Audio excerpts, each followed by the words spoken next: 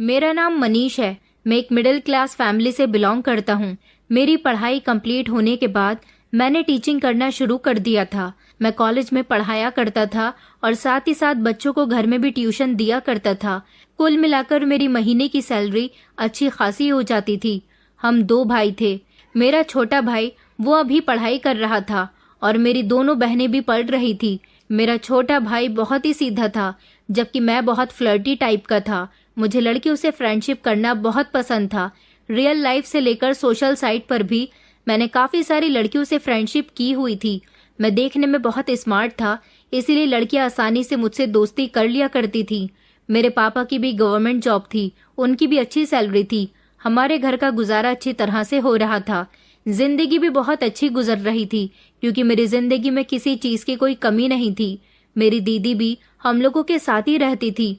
मेरे चाचा चाची तो अलग घर में रहा करते थे, इसलिए दादी की सारी जिम्मेदारी हम लोगों पर थी और हम अपनी दादी से बहुत प्यार किया करते थे। मेरी दादी मुझे बहुत प्यार किया करती थी, क्योंकि मैं अपनी फैमिली का सबसे पहला लड़का था और अपने सारे कजिन में सबसे बड़ा था। मेरे मम्मी पापा मेरी शादी करने की तैयारियों में लगे हुए थे, मगर मैं अभी शादी नहीं करना चाहता था। मेरा मानना था कि शादी करने के बाद हम अपनी लाइफ को ठीक से एंजॉय नहीं कर पाते, जिस तरह से हम शादी से पहले अपनी लाइफ को एंजॉय कर पाते हैं। हमारे घर में किसी चीज की कोई तंगी नहीं थी। मैं चाहता था कि हमारी जिंदगी इसी तरह से गुजरे। यही वजह थी कि मैं शादी करने के बाद अपनी अच्छी भली जिंदगी में कोई कमी नहीं आने देना चाहता था। ज्यादा पैसा होने के साथ साथ जिंदगी में सुकून होना भी बहुत जरूरी है, जो कि अभी मुझे उन लड़कियों से बातचीत करके मिलता था जिन्हें मैं अपनी फ्रेंड्स बनाता था। शादी करने के बाद एक ही लड़की के साथ पूरी जिंदगी गुजारना थोड़ा बोरिंग सा काम था। टीचिंग करना भी मैंने अपनी खुशी से ही किया था। मेरे पेरेंट्स ने मुझे हर फैसला करने के लिए छोड़ दिया था। वो मेरी लाइफ में किसी तरह का इंटरफेयर नहीं करते थे, क्योंकि शुरू से ही मैंने सारा काम अपनी मर्जी से किया था। अपनी जिंदगी के सारे फैसले अपने हिसाब से और अपनी मर्जी से लिए थे, इसलिए सारी सैलरी भी मेरी ही जेब में आती थी। अब मैं अपनी सैलरी को अपने दोस्तों के साथ खूब लुटाता था, क्योंकि घर की जरूरतें तो पापा की सैलरी से पूरी हो जाती थी। और मेरा छोटा भाई जो अभी पढ़ाई में घिरा हुआ था, उस पर तो मम्मी पापा ने काफी बाउंडेशन लगाई हुई थी।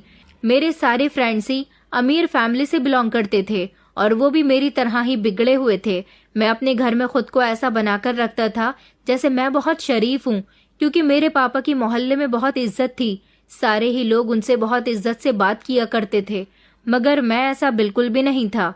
मेरे बारे में मेरे करीबी रिश्तेदार या मेरी फैमिली वाले कोई भी नहीं जानते थे, क्योंकि मैं उन सबसे छुपकर अपनी अय्याशियां करता था। मैं नहीं चाहता था कि मेरे बारे में अगर मेरे पेरेंट्स को पता चले तो उनको दुख पहुंचे, मगर मैं अपनी आदत से मजबूर था। मैं अपनी किसी भी आदत को बदल नहीं सकता था, जबकि मैं खुद खूबसूरत और स्मार्ट था। इसीलिए मेरे अंदर घमंड कूट कूट कर भरा हुआ था। इसी तरह से मैं खूबसूरत लड़कियों का भी बहुत बड़ा फैन था। खूबसूरत लड़कियां मुझे बहुत इम्प्रेस करती थी और उनकी तारीफ करने में भी मैं कभी कंजूसी नहीं करता था। हर दूसरे तीसरे दिन मेरी नई लड़की से मुलाकात होती थी और साथ ही साथ उससे फ्रेंडशिप भी हो जाती थी। अपनी प्यारी और मीठी बातों से मैं आसानी से लड़कियों को अपनी बातों में फंसा लेता था। वैसे भी लड़कियां तारीफ की भूखी होती हैं, उनकी 1-2 तारीफ की और वो आपकी तरफ हो जाती हैं। हर लड़की से दोस्ती करने में मैं ही पहल किया करता था, जबकि मैं 2 जवान बहनों का भी भाई था, जबकि मुझे इस बात की बिल्कुल भी परवाह नहीं थी। मेरा छोटा भाई ऐसा बिल्कुल भी नहीं था। वो बिल्कुल मेरे पापा की तरह था, सीरियस और सिंपल। वो सिर्फ अपने काम से काम रखता था और मैं जहाँ जाता था वहाँ सिर्फ लड़कियों पर ही ध्यान रखता था। हर नॉर्मल भाई की तरह मैं भी यही समझता था कि दूसरों की बहनों पर बुरी नजर रखने के बावजूद मेरी बहनें घर की 4 दीवारी में सेफ थी। मेरी बहनें बहुत ही शरीफ थीं, क्योंकि मेरी माँ ने उनकी परवरिश बहुत अच्छे तरीके से की थी और अपनी बहनों पर मैं भी ढेर सारी पाबंदियां लगाया करता था। मैं उन्हें दुनिया की बुरी नजर से बचाकर रखता था। मेरी एक बहन का तो रिश्ता फिक्स था, जबकि सबसे छोटी और घर की सबसे लाडली बेटी अभी पढ़ाई कर रही थी और उसकी उम्र भी बहुत कम थी। मेरी बहनें तो ऐसी थीं जो किसी को पसंद नहीं करती थीं। वो अपनी फैमिली के फैसले को ही अपना फैसला समझती थी। वो घर से भी किसी की परमिशन के बिना नहीं निकलती थी और ना ही उनके पास कोई मोबाइल था। मेरे मम्मी पापा तो बस मेरी शादी के ही पीछे पड़े हुए थे, क्योंकि उनका कहना था कि तुम्हारे बाद हमें और बच्चों के बारे में भी सोचना है। मेरी मम्मी चाहती थी कि मैं अपनी बहन की दोस्त के साथ शादी कर लूं, क्योंकि वो एक अच्छी फैमिली से बिलोंग करती थी। मैंने अपनी बहन के दोस्त को कभी नहीं देखा था, बस उसके बारे में तारीफ ही सुनी थी, क्योंकि मेरी मम्मी जब मेरी बहन के दोस्त के यहाँ किसी फंक्शन में गई थी तब उन्होंने उसकी दोस्त को देखा था और उन्हें वो बहुत पसंद आई थी। तभी से ही मम्मी की ख्वाहिश थी कि वो उसकी शादी मेरे साथ करवाना चाहती थी, लेकिन मेरा अभी शादी करने का कोई इरादा नहीं था, इसलिए मैं हमेशा उनकी बात को टाल दिया करता था। वो बस यही कहती थी कि मना करने की आखिर क्या वजह है, अगर तुम्हें कोई लड़की पसंद है तो तुम हमें बता दो ताकि उसके घर रिश्ता लेकर जाया जाए। लेकिन मैं मना कर दिया करता था कि मुझे अभी शादी ही नहीं करनी। मेरी शादी ना करने की वजह सिर्फ यही थी कि मैं अभी और अपनी जिंदगी को एंजॉय करना चाहता था। मैं इतनी जल्दी शादी के बंधन में नहीं बंधना चाहता था, और फिर मेरी डिमांड ये भी थी कि मेरी होने वाली पत्नी बहुत शरीफ और नेक हो, जिसकी जिंदगी में कभी कोई लड़का ना आया हो और ना ही कभी उसने किसी लड़के से फ्रेंडशिप की हो। ऐसा नहीं था कि मुझे कोई लड़की पसंद नहीं थी, मैं पसंद तो हर लड़की को किया करता था, पर सिर्फ टाइम पास की हद तक। और यही वजह थी कि मुझे हर दूसरे तीसरे दिन नई लड़की पसंद आ जाती थी। वो सारी ही लड़कियां मुझे अपने लिए शादी के लायक नहीं लगती थी। मैं भी उन लड़कों में से एक था जिन्हें हर जगह मुंह मारने की आदत होती है, और ऐसे लड़कों को ही अपने लिए शरीफ और संस्कारी लड़की चाहिए होती है, जिसकी कभी किसी लड़के से फ्रेंडशिप ना हो। इसी वजह से मैं उन लड़कियों से शादी नहीं करना चाहता था। मुझे लगता था कि जब वो मेरे साथ सेट हो सकती हैं तो किसी के साथ भी सेट हो सकती हैं। ऐसी लड़कियां संस्कारी और अच्छे परिवार की नहीं कहलाई जाती। अगर वो मेरे जाल में फंसती तो ये मेरी गलती नहीं थी, बल्कि उनकी गलती थी। मेरे ख्याल में तो उन्हें इतने हल्के कैरेक्टर का नहीं होना चाहिए कि मेरे बहलाने पर बहल जाएं और आसानी से हमारी बातों में आ जाएं, क्योंकि हम लड़कों की तो आदत होती है कि लड़कियों को अपनी तरफ करने के लिए उनकी तारीफ करते हैं ताकि वो इम्प्रेस हो सकें, और फिर हम आखिरी हद तक कोशिश करते हैं, और जब वो मान जाती हैं तो हमें लगता है कि वो हर लड़के के साथ ऐसी ही होंगी। उन्हीं दिनों मेरे कॉलेज में एक नई लड़की स्नेहा ने एडमिशन लिया था। वो बहुत ज्यादा खूबसूरत थी और बहुत मासूम भी थी। उसे पहली बार देखने पर ही मैं उस पर अपना दिल हार बैठा था। उसकी उम्र भी बहुत कम थी। सबसे खूबसूरत थी उसकी आंखें। उसकी आंखों में तो डूब जाने का मन करता था। उसकी जैसी खूबसूरत लड़की मैंने अपनी पूरी जिंदगी में कहीं नहीं देखी थी। एडमिशन की डेट तो निकल चुकी थी। वो प्रिंसिपल से लेट एडमिशन लेने की रिक्वेस्ट कर रही थी। वो बहुत थकी थकी सी लग रही थी। प्रिंसिपल उसे एडमिशन नहीं दे रहे थे क्योंकि एडमिशन डेट निकल चुकी थी, इसलिए उसे एडमिशन नहीं मिल पा रहा था, जिसकी वजह से वो काफी उदास हो गई थी क्योंकि वो बहुत देर से आई थी। इतने टाइम बाद तो आधी पढ़ाई हो चुकी होती है, लेकिन उसका स्टडी रिकॉर्ड काफी अच्छा था, इसलिए मुझे उसकी साइड लेने का बहाना मिल गया। वैसे भी मैं उससे किसी न किसी तरीके से बात करना चाहता ही था, और फिर मैंने प्रिंसिपल से इस बारे में बात की।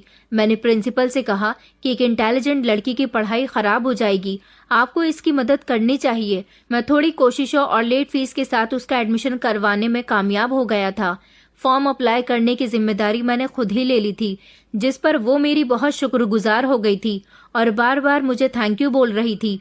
उसे ऐसा लग रहा था कि मैं अपने स्टूडेंट का ख्याल रखने वाला एक अच्छा टीचर हूँ, तभी तो मुझे उसकी इतनी परवाह हो रही थी, जबकि हकीकत में तो वजह कुछ और थी। मैं उसकी खूबसूरती से बुरी तरह से इम्प्रेस हो चुका था। अब मैं अपने दिल के हाथों मजबूर होकर रह गया था। मैं उसकी पढ़ाई में खूब मदद कर रहा था। अपनी फ्री पीरियड में मैं उसको बुलवाकर उसकी खूब मदद किया करता था और हर तरह से पढ़ाई में हुआ उसका नुकसान पूरा करने की कोशिश करता था, जिसकी वजह से वो रोज मेरे एहसानों तले दब रही थी। अच्छे तरीके से उसकी सारी पढ़ाई कवर करने के बाद जब वो बेफिक्र होकर रूटीन की पढ़ाई की तरफ आ गई, तो एक दिन मैंने उसे बताया कि मैं उसे पसंद करने लगा हूँ। मैं उससे उम्र में लगभग 7 साल बड़ा था, जबकि उसकी उम्र अभी 22 साल की थी। मेरी बात सुनकर वो बुरी तरह से घबरा गई थी। उसके चेहरे से मुझे डर का साफ आइडिया होने लगा था, इसलिए उस दिन मैंने उसे खामोशी से भेज दिया था। लेकिन इसके बाद वो मुझसे छुपने की कोशिश में लगी रहती थी, और जब मैं क्लास में पढ़ा रहा होता तो वो मेरी तरफ बिल्कुल भी नहीं देखती थी। उसकी नजरें झुकी हुई होती थी। वो सच में एक मासूम और शरीफ लड़की थी। मेरे सवाल पूछने पर भी वो खामोशी रहती थी, और ये सब कुछ मैं बर्दाश्त नहीं कर पा रहा था, क्योंकि ऐसा पहली बार हुआ था कि मैं जिस लड़की की तरफ बढ़ा था वो मुझसे पीछे हट रही थी, वरना तो कोई भी लड़की मेरी स्मार्टनेस पर फौरन ही फिदा हो जाती थी। इस बार मेरी ईगो पर चोट लग रही थी, इसलिए उसके पीछे पड़ जाना मेरे लिए बहुत जरूरी था। ये लड़की आखिर अपने आप को समझते क्या थी? वो मेरी स्टूडेंट थी, उम्र में भी मुझसे बहुत छोटी थी। शायद वो स्टूडेंट और टीचर के रिश्ते की वजह से शर्मा रही थी, इसलिए आगे बढ़ने की कोशिश नहीं कर रही थी। यही सोचते हुए मैंने दोबारा उससे इस सिलसिले में बात करने का सोचा, क्योंकि उसकी बेरुखी मेरे दिल को चोट पहुंचा रही थी और मेरी बेचैनी को बढ़ा रही थी। इसलिए एक दिन मैंने उसे बुलवाकर इस बात की वजह पूछनी चाही, तो उसने डरते हुए मुझे बताया कि सर, मैं ऐसी वैसी लड़की नहीं हूँ, और फिर आप मेरे टीचर हो। ये सब कुछ हम दोनों के लिए ठीक नहीं है, ये सब कुछ बहुत गलत है, ऐसा मुमकिन नहीं हो सकता, मैं ऐसी लड़की नहीं हूँ। उसकी बात सुनकर मुझे गुस्सा आया था। उसकी बात का जवाब देने के लिए मैंने उसे शर्मिंदा करने की कोशिश की, जिस पर वो खामोश हो गई थी। उसे याद दिलाया कि मैंने तुम्हारी कितनी मदद की थी और तुम मुझे उसका ये सिला दे रही हो। मैं हर हाल में उसे हासिल करना चाहता था, इसलिए मैंने अपनी कोशिश में कोई कमी नहीं की थी और हर मुमकिन कोशिश करके उसे मनाने की कोशिश करता रहा था। और फिर फाइनली मैं धीरे धीरे अपनी कोशिशों में कामयाब भी होने लगा था। मैं समझ गया था कि वो एक नासमझ और बेवकूफ लड़की है, क्योंकि अब मेरी बातों से वो नरम पड़ने लगी थी। मैंने उसके साथ कुछ किया ही ऐसा था। मैं उसके साथ ऐसे रिएक्ट करता था जैसे मुझे उससे बहुत मोहब्बत है और मैं उसके बिना नहीं रह सकता। अगर वो मुझे नहीं मिली तो मेरी कंडीशन मरने जैसी हो जाएगी, इसीलिए उसे मुझ पर तरस आने लगा था। वो मेरी बातों में आ चुकी थी और जीत मेरी हुई थी। मैंने उसे एक मोबाइल भी लेकर दिया था, जिस पर वो चुपके से मुझसे बातें करने लगी थी, और फिर उसे भी मुझसे मोहब्बत हो गई थी। दिन गुजरने के साथ साथ उसके दिल में मेरी मोहब्बत काफी हद तक बढ़ गई थी। हमारी मोहब्बत का सफर अब काफी आगे तक बढ़ चुका था। दिन रात हम दोनों बातों में लगे रहते थे और चोरी चुपके मिलने भी लगे थे। वो सच में बहुत मासूम थी। इस दुनिया की चालाकी से वो बहुत ज्यादा दूर थी।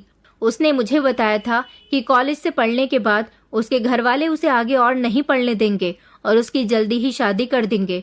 उसका कहना था कि तुम मेरे बारे में अपने घर पर बता दो, मैं तुमसे दूर नहीं रह सकती, तुम मेरे घर पर रिश्ता भेज दो। मुझे यकीन है कि मेरी फैमिली आपको देखते ही पसंद कर लेगी। मैंने तो उसकी पढ़ाई खत्म होने का इंतजार करने को कह दिया था। उसके बाद ही मैं कोई डिसीजन लेने वाला था और कोई ना कोई बहाना बनाकर मैं उसे खामोश करवा दिया करता था। मैंने उसे शादी के सपने जरूर दिखाए थे, मगर मैं नहीं जानता था कि वो मुझे लेकर इतना ज्यादा सीरियस हो जाएगी। एक दिन हम दोनों इतने करीब हो गए थे कि हम दोनों का एक दूसरे से रिश्ता तोड़ना ज्यादा ठीक नहीं था, मगर मैं तो उसके साथ रिलेशनशिप में रहना ही नहीं चाहता था।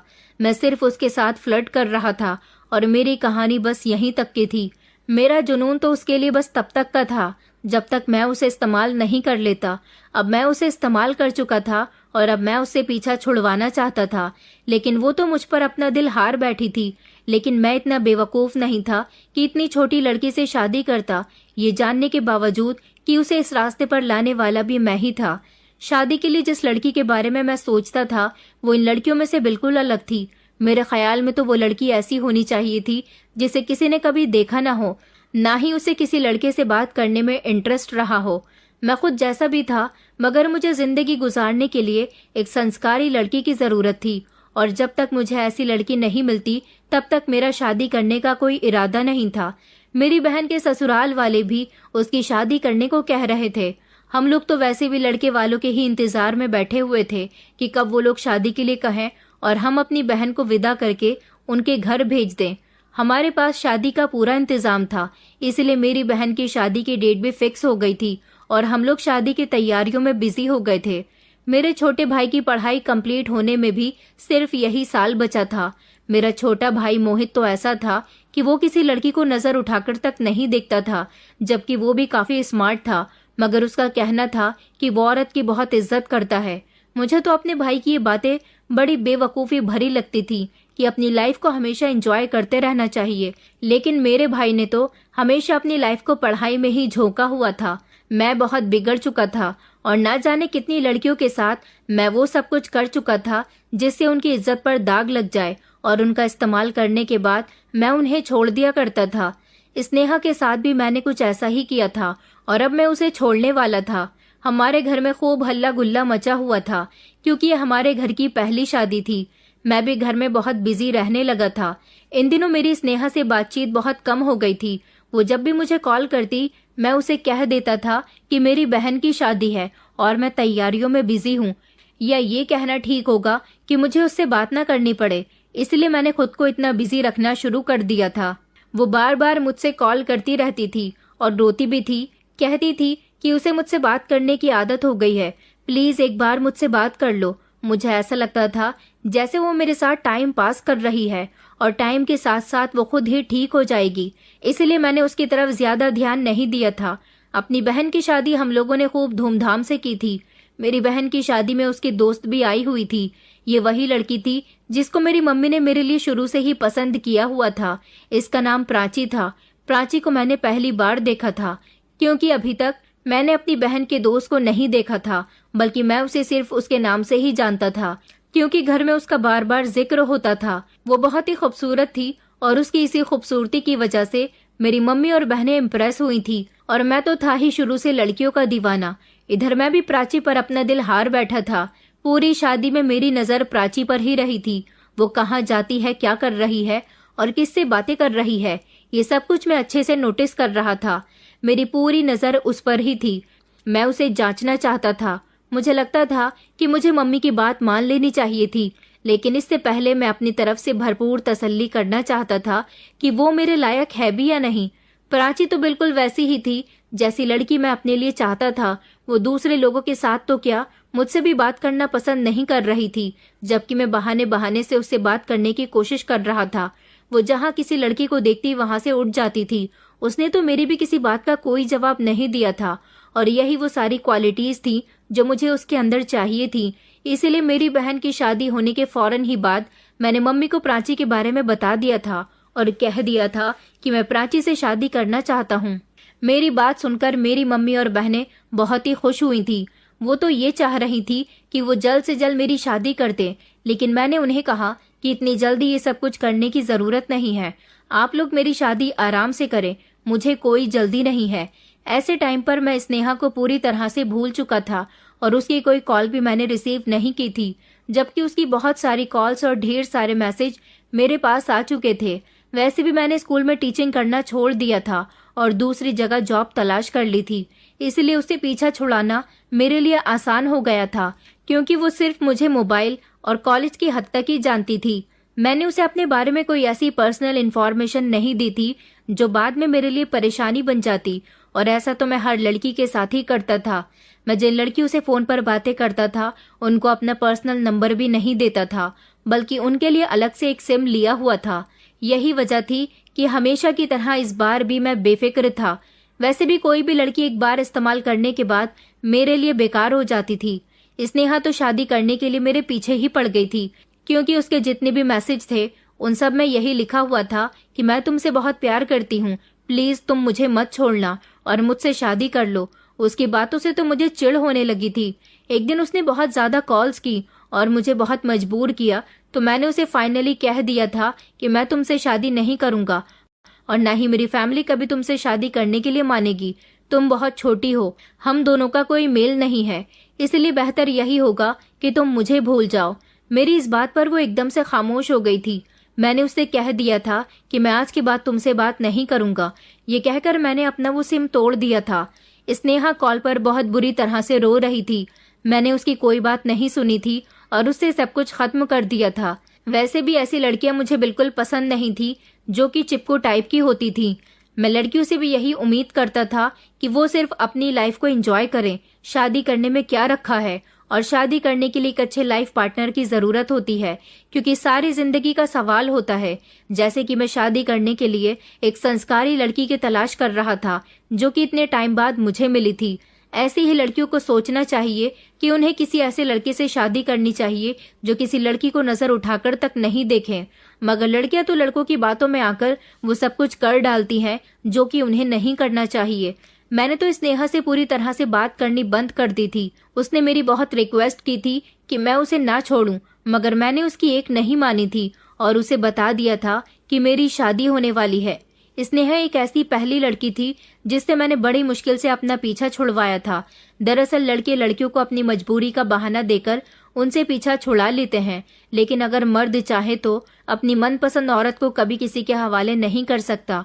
मैंने भी स्नेहा के साथ कुछ ऐसा ही किया था, मगर वो मेरी मनपसंद नहीं थी। मैं उसके साथ कभी सीरियस था ही नहीं, बल्कि मैं तो उसके साथ टाइम पास ही कर रहा था। मैंने भी उसके साथ ऐसा ही किया था, उसको बीच रास्ते पर छोड़ दिया था और फिर मैं अपनी जिंदगी में इतना बिजी हो चुका था। प्राची से पहले मेरी जितनी भी लड़कियों से बातचीत हुई थी वो सिर्फ मेरे लिए एक टाइम पास और फ्रेंडशिप ही थी, या फिर फ्लर्ट, मोहब्बत के दावे। मैंने इसके अलावा कुछ भी नहीं किया था। मगर जब से मैं प्राची के लिए सीरियस हुआ था, मैंने पीछे मुड़कर कुछ नहीं देखा, किसी चीज की खबर नहीं ली और न ही किसी ने कभी मेरे रास्ते में आने की कोशिश की। मेरा प्राची के साथ रिश्ता फिक्स हो गया था और मेरी शादी की तैयारियां भी शुरू हो चुकी थी। मैं अपनी जिंदगी में बहुत खुश था और सबसे ज्यादा खुश तो मैं प्राची के अपनी जिंदगी में आने से था। मेरी शादी के 3 दिन ही रह गए थे जब अचानक मेरी बहन रोती हुई हमारे घर पर आ गई थी, जिसकी शादी अभी 2 महीने पहले हुई थी। अपनी बहन को इस तरह से रोता हुआ देखकर हम लोग बहुत परेशान हो गए थे। मेरी बहन ने बताया था कि उसके पति का किसी से अफेयर चल रहा है और उसने उसको धोखा दिया। मेरी बहन ने बताया कि वो चोरी चुपके किसी से बात करता है और जब उसने इस बात का विरोध किया तो उसने मेरी बहन को मारना पीटना शुरू कर दिया और अपनी दूसरी शादी करने के बाद दूसरी पत्नी को घर ले आया और मेरी बहन को धक्के मारकर घर से निकाल दिया और उसे डिवोर्स दे दी। इस कंडीशन की वजह से मैं बहुत परेशान हो गया था और हमारे घर में भी सब लोगों का मूड ऑफ हो गया था। समझ नहीं आ रहा था कि हम अपनी बहन के लिए क्या करें, लेकिन अब हम कुछ नहीं कर सकते थे क्योंकि मेरी बहन का पति तो उसे डिवोर्स देकर दूसरी शादी कर चुका था। अब कुछ भी करने का कोई फायदा नहीं था। मेरी बहन की तो रो रो कर बुरी हालत हो रही थी। मेरा मन कर रहा था कि मैं उसके पति को जान से मार दूं, मगर मेरे पापा ने मुझे रोक लिया था। जितनी घर में मेरी शादी की खुशियां मनाई जा रही थी, उससे कहीं ज्यादा मेरी बहन की शादी टूटने का अफसोस भी हो रहा था। उसका बसा बसाया घर उजड़ चुका था। मुझे अपनी बहन पर बहुत अफसोस हो रहा था कि मेरी सीधी सादी और मासूम बहन के साथ ये क्या हो गया। आज मेरे अंदर एक गैरतमंद भाई जाग उठा था। मैंने उसके पति को कॉल करके खूब गालियां दी थी और अपना सारा गुस्सा उस पर उतार दिया था, क्योंकि मैं भी अपनी शादी के लिए बहुत खुश था। लेकिन घर का माहौल इस वजह से अब बिगड़ चुका था। सब लोग ही बेहद अफसोस में थे। मेरे मम्मी पापा को तो अपनी बेटी की टेंशन सताए जा रही थी कि अब उनकी बेटी का क्या होगा। मेरी मम्मी तो इस टेंशन में बीमार रहने लगी थी। मेरी बहन के दुख की वजह से मेरे पेरेंट्स ने सोचा था कि मेरी शादी की डेट आगे बढ़ा दी जाए, मगर मेरी बहन ने कहा था कि मेरी वजह से मैं अपने भैया की खुशियों में कभी कोई कमी नहीं होने देना चाहती, इसलिए मेरी शादी जिस डेट पर फिक्स हुई थी तभी हो रही थी। मम्मी की तबीयत खराब होने की वजह से मैं अपनी शादी को ठीक से एंजॉय भी नहीं कर पाया था। बुझे हुए दिल के साथ मैंने सारे फंक्शन अटेंड किए थे। मेरी बहन की टेंशन लेने की वजह से उनकी तबीयत खराब हो गई थी। यही वजह थी कि सब लोगों ने सारी रात जागकर उनका ध्यान रखा था। जैसे तैसे शादी हो चुकी थी और शादी में बहुत थकान और बिजी होने की वजह से मेरी अपनी पत्नी के साथ ठीक तरह से बातचीत भी नहीं हो पाई थी। प्राची खामोश खामोश सी रहती थी। मैं उसको टाइम नहीं दे पा रहा था। उसे मेरी इस बात से कोई प्रॉब्लम भी नहीं थी। मैं बहुत खुश था कि मैं लकी हूँ जिसे इतनी सब्र करने वाली पत्नी मिली है। मेरे छोटे भाई की भी अब जॉब लग गई थी, क्योंकि पापा का कहना था कि अब वो मेरी छोटी बहन और छोटे भाई की शादी जल्द ही कर देंगे, क्योंकि मम्मी पापा बीमार रहने लगे थे और वो अपनी आंखों के सामने ही अपने सारे बच्चों की शादी कर देना चाहते थे। ऑफिस से आने के बाद मम्मी के साथ बिजी रहना, उनकी दवाइयाँ, हॉस्पिटल के चक्कर, ये सब मेरी ही जिम्मेदारी थी। ऐसे में प्राची के साथ मेरा रिलेशनशिप और बातचीत बहुत कम थी। मैं उस पर ध्यान नहीं दे पा रहा था। कुछ दिनों बाद मेरी मम्मी की तबीयत बेहतर हुई तो मम्मी पापा ने मुझे शादी के बाद बाहर घूमने जाने के लिए कहा। मैं जाना तो नहीं चाहता था, मगर मम्मी पापा का कहना था कि तुम्हारी शादी भी घर के खराब माहौल की वजह से ठीक तरह से नहीं हो पाई। मेरी मम्मी पापा ने मुझे शिमला के टिकट करवा कर दिए थे। मैं अपनी पत्नी के साथ शिमला घूमने के लिए चला गया था, लेकिन वहां जाने के बाद मैंने प्राची के अंदर एक अजीब सी बात देखी थी, क्योंकि प्राची मुझसे कोई बातचीत नहीं करती थी। वो हमेशा अपने मोबाइल पर ही लगी रहती थी। न जाने वो किसको मैसेज करती रहती थी। मैं जब मोबाइल देखने की कोशिश करता तो वो फौरन ही मोबाइल को बंद कर देती। ऐसा लगता था जैसे वो नोटिस कर रही है कि मेरी उस पर नजर है। वो मेरे ज्यादा करीब भी नहीं आती थी। शिमला जाने के बाद हम लोगों ने होटल लिया था। मैंने प्राची को कमरे में भेज दिया था और मैं फिर उसके लिए खाने का कुछ अच्छा सा ऑर्डर करने के लिए चला गया था। मगर जैसे ही मैं वहां से आया तो अचानक मुझे प्राची के बोलने की आवाज आ रही थी। मैं दरवाजे पर ही रुक गया था। प्राची किसी से कॉल पर बात कर रही थी और वो कह रही थी कि ये बेवकूफ मुझे शिमला लेकर आया है, मैं इसके साथ नहीं रहना चाहती, प्लीज मुझे अपने पास बुला लो। मैंने जैसे ही दरवाजा खोला तो प्राची मुझे देखते ही घबरा गई थी। मैंने आज उसे रंगे हाथों पकड़ लिया था। वो किसी लड़के से बातें कर रही थी। मैंने जब उससे सवाल किया तो उसने मुझे अपनी बातों में लेने की कोशिश की थी, लेकिन मैं उसकी बातें सुन चुका था। मैं समझ गया था कि मुझसे दूरी की वजह यही है, क्योंकि वो मुझसे उखड़ी उखड़ी सी रहती थी और मुझसे दूर दूर रहती थी और ज्यादा मुझसे बातचीत भी नहीं करती थी। घर में भी वो कमरे से बाहर नहीं निकलती थी और यहाँ आने के समय भी वो मुझसे कोई बातचीत नहीं कर रही थी। यहाँ तक कि वो शिमला आने की खबर सुनकर भी खुश नहीं हुई थी। जबकि लड़कियां शादी के बाद हनीमून पर जाती हैं तो बहुत खुश होती हैं, मगर प्राची तो ऐसा कोई भी रिएक्शन नहीं दे रही थी। मैंने कमरे के अंदर जाते ही कहा कि किससे बात कर रही थी तुम? वो घबराकर कहने लगी कि मैं अपनी एक दोस्त से बात कर रही थी। जब मैंने उसके हाथ से मोबाइल छीन लिया और नंबर पर कॉल लगाई तो उस पर कोई लड़का बात कर रहा था। वो लड़का मेरी आवाज सुनते ही घबरा गया था। मैंने उससे कॉल पर बहुत झगड़ा किया था। प्राची बार बार मुझसे कह रही थी कि इसमें इसकी कोई गलती नहीं है, दरअसल मैं इससे प्यार करती हूँ और मेरे घर वालों ने जबरदस्ती मेरी शादी तुम्हारे साथ करवा दी। प्राची की बात सुनकर तो मेरे होश उड़ गए थे, क्योंकि मैं तो प्राची को बहुत अच्छी लड़की समझता था और वो थी कि मेरे साथ ही धोखा कर रही थी। मेरी मम्मी की तबीयत पहले ही खराब थी। मैं अपने घर में ये बात बताकर किसी तरह का नया हंगामा क्रिएट नहीं करना चाहता था, इसलिए हमने खामोशी से यहाँ पर अपने पूरे एक हफ्ते का टाइम कंप्लीट कर लिया था। लेकिन प्राची मुझे अपने और उस लड़के के बारे में सब कुछ बता चुकी थी। मुझे प्राची पर बहुत गुस्सा आ रहा था, लेकिन जबरदस्ती तो मैं उसके साथ नहीं कर सकता था और वो मुझे सावधान भी कर चुकी थी कि अगर तुमने हम दोनों के बीच आने की कोशिश की तो मैं अपनी जान दे दूंगी, क्योंकि मैं उसके अलावा किसी और से प्यार नहीं करती। तुम्हारे साथ सिर्फ मैं एक फॉर्मेलिटी निभा रही हूँ, लेकिन मुझे तुम पसंद नहीं हो। मैं तुमसे कभी भी प्यार नहीं कर सकती, क्योंकि मैं अपना दिल पहले ही इस लड़के को दे चुकी हूँ। प्राची की बात सुनकर मेरा तो खून ही खौल उठा था, क्योंकि प्राची एक ऐसी पहली लड़की थी जिसने मेरा दिल दुखाया था और उसने मुझे नापसंद किया था। मैं सिर्फ उसके साथ यहाँ पर टाइम गुजार रहा था। हम लोग एक हफ्ता गुजार कर घर वापस आ रहे थे, तभी रास्ते में अचानक मेरी मम्मी की कॉल आ गई और उन्होंने मुझे एक ऐसी बात बताई जिसे सुनकर मेरे होश उड़ गए थे। मम्मी कॉल पर बहुत रो रही थी और उन्होंने बताया था कि बेटा, तुम्हारे भाई ने शादी कर ली है। मम्मी की बातें सुनकर तो मैं हैरान रह गया था कि मेरा इतना सीधा साधा भाई ऐसे अचानक से उसने ये सब कुछ कैसे और क्यों कर लिया। मैंने जब मम्मी से ये सवाल किया तो उन्होंने कहा कि कोई बेसहारा लड़की थी, इसने उसको सहारा दिया है और उससे शादी करके उसे घर ले आया। लड़की तो बहुत खूबसूरत है, बहुत सीधी है, मगर मुझे अपने बेटे से ऐसी उम्मीद नहीं थी कि वो बिना बताए शादी कर लेगा। अगर उसे ये लड़की पसंद थी तो वो हमें बता भी तो सकता था, लेकिन उसने हमें कुछ नहीं बताया और उसे घर लाने के बाद हम सबको शॉक्ड ही कर दिया। मैं अपनी मम्मी से कहने लगा कि आप लोग परेशान मत हो, मैं घर पर वापस आ रहा हूँ। मेरी जिंदगी बड़ी मुश्किल वक्त से गुजर रही थी। एक के बाद एक नई नई प्रॉब्लम्स आ रही थी, मगर मुझे हैरानी इस बात की थी कि मेरा भाई तो बहुत सीधा था और अभी तो उसकी जॉब को सिर्फ 1 महीना ही हुआ था। उसे क्या पड़ी थी कि उसने किसी लड़की से शादी की और फिर इतनी जल्दबाजी में शादी करने की उम्मीद मुझे अपने भाई से बिल्कुल भी नहीं थी। वो तो कभी किसी लड़की को आंख उठाकर तक नहीं देखता था, मगर अब उसे क्या हो गया था मुझे कुछ समझ में नहीं आ रहा था। एक तरफ प्राची की टेंशन थी तो दूसरी तरफ घर की टेंशन भी बार बार बढ़ रही थी, क्योंकि मेरी बहन भी अब डिवोर्स लेकर हमारे घर में ही बैठी हुई थी।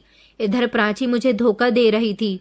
मुझे अफसोस हो रहा था कि कहीं ये सब कुछ मेरे अपने कर्मों का तो फल नहीं है। मैंने आज तक बहुत सारी लड़कियों का दिल दुखाया है, शायद यही वजह है कि प्राची भी मेरे साथ ऐसा ही कर रही है।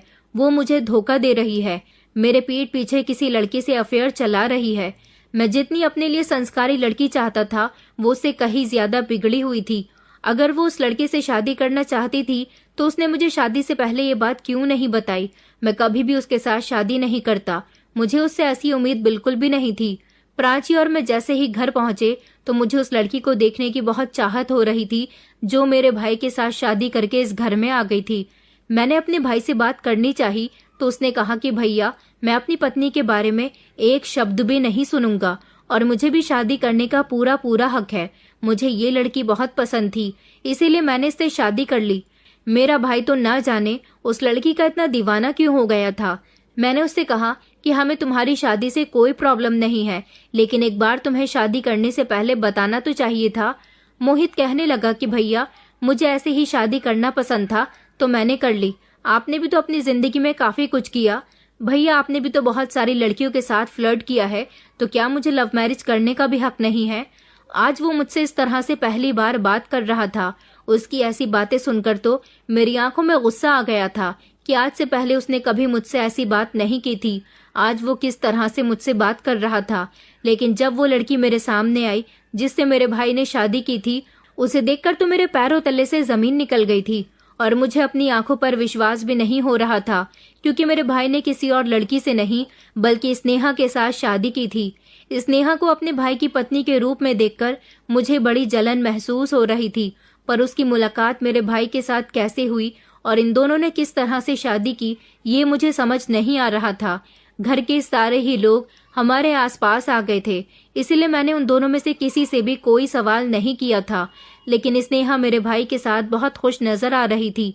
सफर की थकान उतारने के बाद रात को हम सब लोग इकट्ठे बैठे तो मम्मी पापा का कहना था कि मोहित ने जिस लड़की के साथ शादी की है वो बहुत खूबसूरत है, हमें उस लड़की से कोई प्रॉब्लम नहीं है, लेकिन उसके शादी करने का तरीका बहुत गलत था। इस बात पर गुस्सा तो मुझे भी बहुत आ रहा था।